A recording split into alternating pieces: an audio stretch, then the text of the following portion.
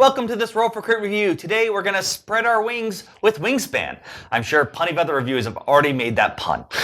In this game, you are all bird enthusiasts, according to the instructions, so it doesn't matter whether you're just like watching birds or you actually got a college degree in them, and you're trying to get the best wildlife preserve full with the coolest birds. If you don't know already, we'll give you a brief overview of how it works. On your turn, you're going to have one action to take, and you will do so by placing one of your action cubes onto your personal player board. The first action that you can choose to take on your turn is to play a bird. So you would put a cube right here to mark that you're playing a bird, and you would take one from your hand and put it into one of your habitats. Now each bird will tell you where they can go. Over here, this guy can only go down in the wetlands. This one can actually go into any of the 3 habitats. And you also have to pay a food cost. That's also in the corner there. It might be just one type of food. It might be a choice of different types of foods. Or you might even be able to pay any of your choice. That's kind of the wild symbol from these different food tokens that you'll be receiving later on.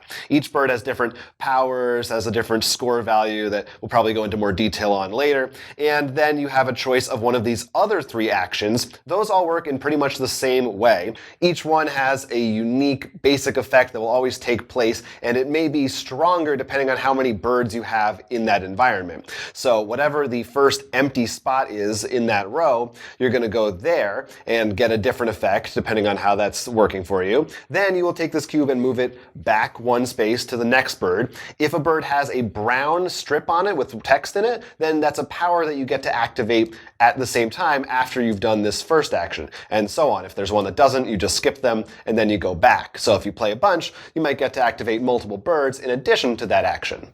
Whilst pretty much activating each row is the same, each row does have a different effect based on the environment. The first one being the woodlands, it will pretty much be we're focusing on getting you food. Now the farther you go, the more dice you can pick from this dice tower. Now initially there will be 5 max, but as they are picked out, there may only be 1 symbol type left. If that is ever the case, if you don't want, in this case rodent, you can actually pick up all the dice, roll them back in, Ooh. And you may now select from those. That's a very well spread out roll, by the way. It is. You will get what you want. You have, in fact, are seeing pretty much that's every side. The only side you're not seeing is grain. So that's every kind of food that the birds will eat. And depending on how far you go, you'll get more dice or possibly to exchange a resource for another die. And then, of course, as Jonathan said, activating the birds. The next one is laying eggs. Now, the reason eggs are important is 1, they give you victory points at the end, but also to play birds in farther rows, you can see at the very top of the board, very small here where the play bird is, you need to also pay an egg off a bird to place a bird. It doesn't have to be in that row. Could be you could play another woodland one to take one off from the waterland, but you need eggs. Very important. Turns out birds come from eggs. So the more cards there, the more eggs you're going to be placing.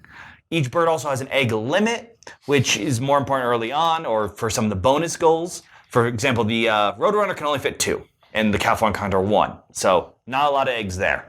But this Shrike can fit 4. So you want to keep out sometimes for birds that can hold more eggs. Finally, there's the Wetlands, and they let you draw cards. Now, the draw cards you can either draw from this common face-up pool, which will have 3 birds showing, or blindly from the decks. I think they call it a deck, but this nice carrying case holds 2. That's how we always play it. When you do take from the face-up, you don't get to refill instantly, so you can't just see what comes out. But once you finish drawing, like your 3 in this case, because we have a lot of wetlands there, then it would refill to make sure you have that. And, of course, doing other effects as well. So you go around, everyone does their actions whatever they want, and once each player has run out of cubes, everyone's out, then you go over to this scoring board over here, and each round is going to have a special, unique scoring variant to it. So, for example, this one here rewards the player with the most birds in the wetlands. And if you're in first place, you get this many points. Second place, you get this many points, and so on. If there's a tie, then the top players will split those places, and the third player would go down to this one, if there was a third player in our example here. And each round has a different scoring thing you're trying to go for, and then at the end of 4 rounds, the game ends. You count up total points from every cube on here, as well as all of your birds' points, and each egg is also worth 1 extra point at the end of the game. There's also a way to tuck cards behind cards, usually from predators. I've seen those would be worth points as well. But another big thing is, as Jonathan showed, your action cubes stay on that sheet for first, second, third. So you actually have less actions as the game goes. That's right. Yeah, it's you definitely have fewer actions to take, but at the same time you're probably going to have more birds here. So you in a weird way you also have more going on at the same time as having less going on. Well, that's the challenge, is using your birds with actions efficiently. So even though you have less actions near the end, you make them more efficient. Yeah, you want to build that engine early on, definitely. There's also little things like some of these pink ones you can see are things you can actually activate on other people's turns, depending on what they do that might trigger them. Yeah, once between turns they'll say something if someone rolls something or lays an egg, you get to trigger them. Some, like the California Condor here, is just as soon as it's played, that's when it's done. Speaking of that Condor, we forgot to mention, in the beginning of the game, you'll be given 2 of these cards. These are secret goals. They'll say something like, for example, the Forester. You want to have the most forest cards, creatures that only live in forests, at the end of the game. It'll tell you if you have 3 to 4 birds, you get this many. If you have more, you get that much. It'll also tell you a percentage of how many cards in the deck will trigger that reward, which is very nice, because sometimes you're like, is this a very easy to complete or not? Yeah, it's and nice. You also will have a selection of 2, as well as the initial birds in hand, so you can really see what you should go for. And as I said with the California Condor, he'll let you draw more. So maybe you chose Forester, but now you get to draw again, and birds that can only live in water. That seems pretty good for this player. Yeah. So Wingspan, it's had tons of buzz, tons of hype. It sold out very quickly, and they had to reprint it. And it was a struggle. It was a struggle for us to get a copy of the game as well. Do you think, just going to hit you with the hard question right off the bat, does Wingspan live up to the hype? To me, it does live up to a lot of it. I really do like the game. I think it has. Well, first of all, the art, I like birds. Just seeing it all is amazing. And you make this engine, as you said, it's sort of weird how you have less actions, but if you played even like reasonably well, you still feel like you have more. Yeah, you would think that as the rounds go on, they would get shorter because each person has fewer actions. But depending on what you're doing, they probably will get longer. I mean, and sometimes things can happen. Like we had games where if you have 3 or 4 birds in a row, and if they all have brown powers on them, then you end up just you're doing so much on one turn. And like this draw action, which maybe is draw 2 or even draw 3, could turn into draw 7 and discard 2, and then someone else gets to draw 1 because of their pink ability. So all these things can bounce off of each other. There's at the end of the day, it's engine building, right? And that's really another big thing is everything we're showing here comes in the box. Yeah. So the components are just amazing. Like this uses to also store the cards.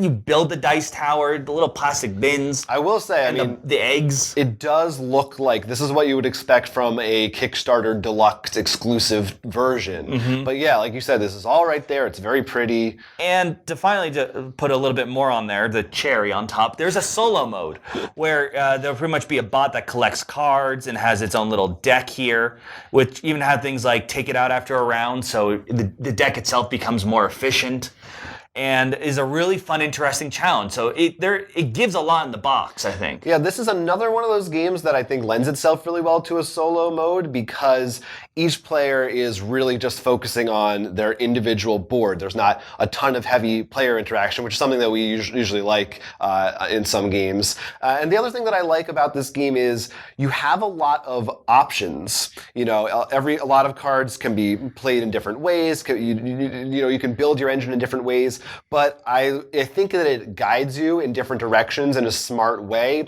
such as with these goals. Like usually I'm saying, well, you might be overwhelmed by so many birds, which ones are good, which ones are bad. But maybe your secret goal says, oh, you want birds that take this food type. Or over here, you want birds in this environment. So they steer you in a direction that I think makes it less overwhelming. That is true, but I will say on a negative side of this game, it still has a reasonable amount of randomness. There are ways to get around it, which is very helpful. For example, getting another goal will help out if you can't see those things, or getting able to draw more, and cards that will let you just, instead of just roll another, get like a resource, so you need that. But like even that goal I showed that had like a 22, I think, or 25% ratio, there's still a chance that you never see those. There's so many bird cards. It is true. And it is true. Sometimes just not having that one resource rolled, whether it comes out like this or not, can just feel it really stinks that you needed just that one piece of food. Yeah, I feel like, honestly, It's not the worst thing, but I just noticed I've noticed it in a few times I've played where it really stinks. Especially sometimes in those goals where you're like, oh, I just need that one more thing, and it didn't come out, so you can't tie you, I guess, or beat you. Yeah, I don't know. I found that it maybe depends on your game, but I feel like they did enough to mitigate it that I never really felt like the randomness to me it feels pretty Euro-y, honestly, for the most part. It's not too... I had a couple of times where I'm like, I just need to draw one card that lives in a forest, like not even only in a forest, and it didn't come. Like, it's a small thing, but it is something I did notice. I think it comes down to, you want to have the flexibility to be able to, or you may be forced to kind of switch up your plans. And yeah, it can be hard. Like if you really need one food type, and it could happen that it just never gets rolled. We had one game where pretty much it was just constant fish, which of course I needed it after that stopped. In one game, I had a secret goal that was cards with birds played that had to be fed mice, and it was only 11% of the deck. But I thought, I'm going to take it and see how it goes and just try it. And it actually went pretty well for me. But yeah, it's possible that all those birds are at the bottom of the deck. That is true. In general, the game, the gameplay and everything, I think it's very elegantly laid out. What do you think about there's different icons and things you have to keep track of? How did you feel about how easy that was? They put a lot of information. Now, when it comes to the birds, I think they're pretty easy to follow. Pretty much, this is for paying cost to get on the field mostly, so how that goes there. They have a nice little bit of flavor text, even where they live, which as far as I can tell, everything has somewhat of a habitat in North America. It could be elsewhere as well. So maybe fingers crossed for expansions, we'll get those ostriches and emus. They're coming. I can feel it. And this nice border with the coloring is really nice, because you can even going through this border, you're like, don't care, now I care. Or you don't use an egg, but don't care, now I care. Don't care. Which is really helpful. I think is really nice. Now the board though, and I understand why they did it, because you can only fit so much in the box too. But the top of it where it says player bird show, you need an egg to put one in here or two. We did have a game where someone didn't notice that, you never told, and so for everything else to be so big and nicely laid out, to have that squished there. I mean, that happened our first game too.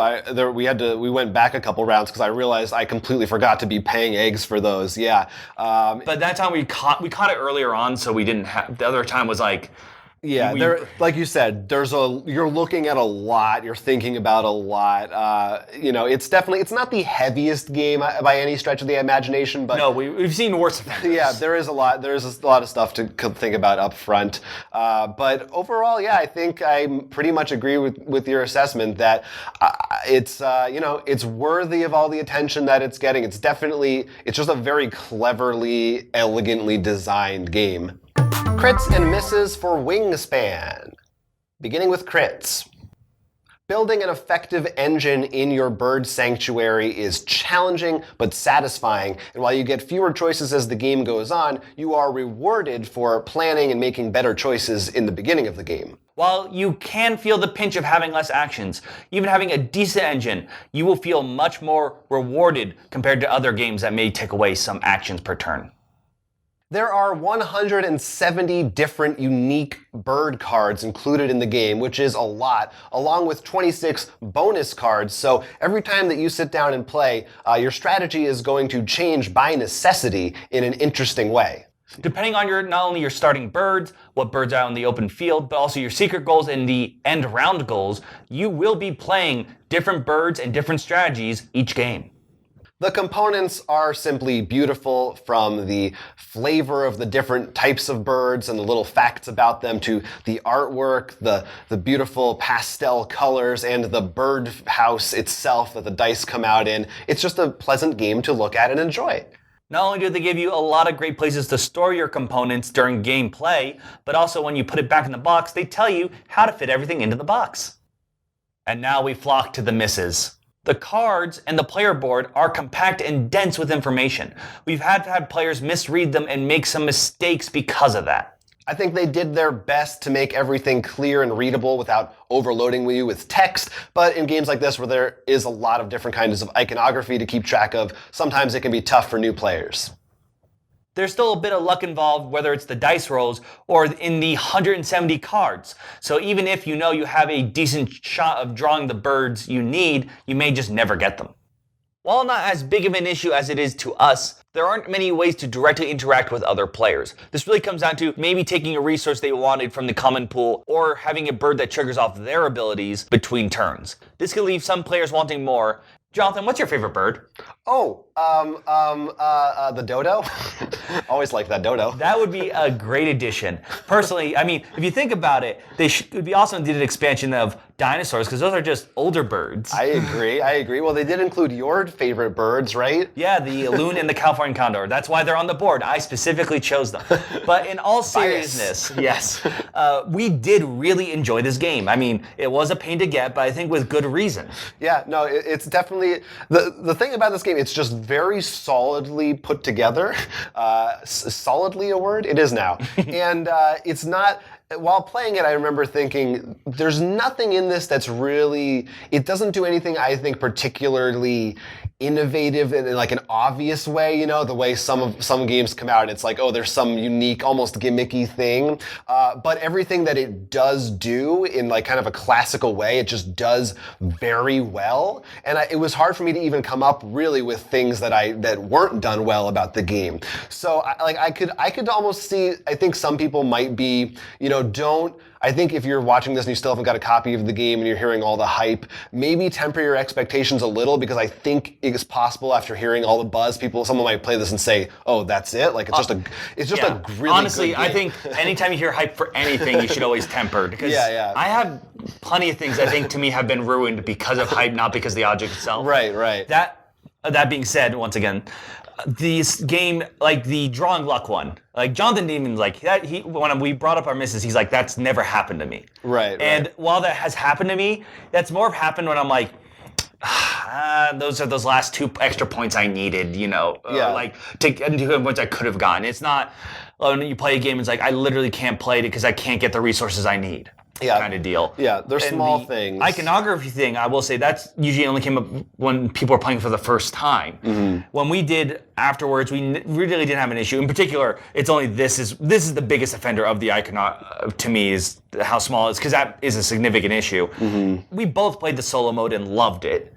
You know, just having to it's one of those games where we're perfectly, you're like, how do I because you're already building an engine, how do I make sure this engine works really well? It's an easy game to recommend if you like board games or birds. It's on, even though I'd say it's maybe on the slightly heavier end of medium, but if you're even a little versed in games, I think most players could sit down and play this and have a good time without too much trouble.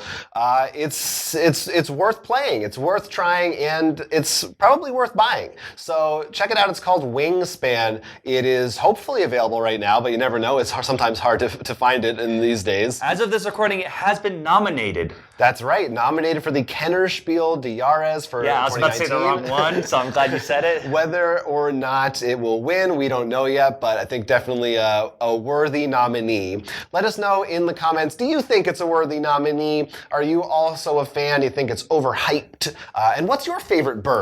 And for this case, we will only accept living birds as much as I love dinosaurs. Yeah. Or dodos. Those are acceptable. Dodo's the exception. Specifically the dodo character from Looney Tunes. Talk to us below or on social media, Twitter, everywhere else that we are in our description.